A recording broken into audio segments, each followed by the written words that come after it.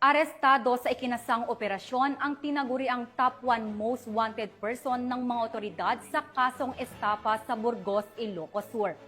Police Corporal Mark Anthony Pico sa balita.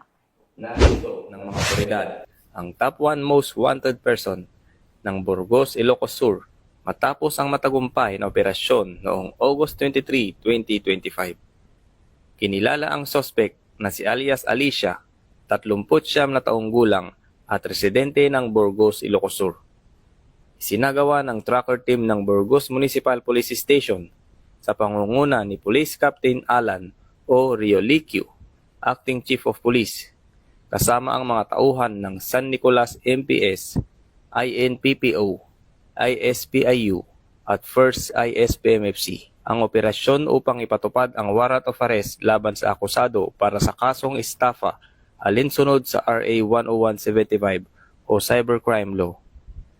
Ang mga kasong kriminal na may bilang na 5391-N-2024 hanggang 5395N-2024 ay inilabas ni Honorable Elizabeth Garcia Bringas, Presiding Judge ng Regional Trial Court, Branch 72, First Judicial Region, Narvacan, Ilocos Sur, noong January 3, 2025.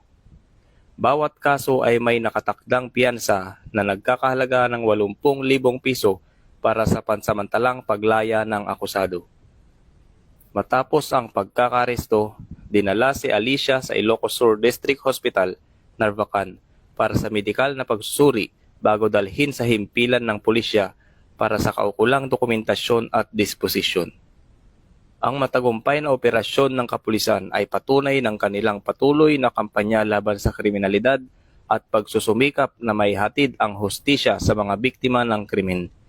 Tiniyak din ng pulisya na magpapatuloy ang kanilang mahigpit na pagbabantay upang mapanatili ang kapayapaan at kaayusan sa lalawigan na siyang nagpapakita na ang kapulisan ng Region 1 ay maaasahan, malalapitan at mapagkakatiwalaan. Mula dito sa Ilocos Region, ako ang inyong PNN correspondent, Police Corporal Mark Anthony Pico, alagad ng batas, tagataguyod ng Balitang Pulis.